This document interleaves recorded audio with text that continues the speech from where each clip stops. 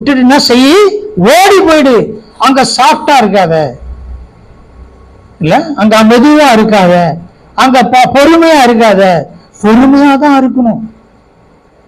அதுக்குள்ள உள்ள இருக்கிற எல்லாம் போயிடும்.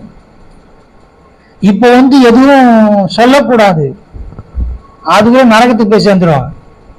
எந்த இடத்துல பொறுமையா இருக்கணுமோ, எந்த இடத்துல அமைதியா போனா போகணும். சில வேலை தப்பிக்கணும், வேகம் இருக்குன்னா இருந்தா ஆகணும்.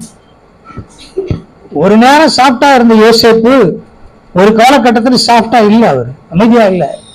இப்ப அட்ஜஸ்ட் பண்ணணும்னு இல்லை, சாப்பிட்டா பேசணும் இல்லை.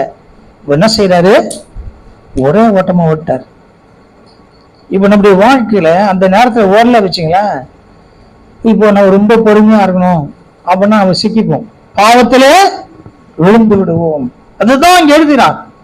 அப்படிப்பட்ட ஜீவனம் பண்ண வேண்டும், ஆவிக்குள்ள அப்படிப்பட்ட ஜீவனம் பண்ணணும்.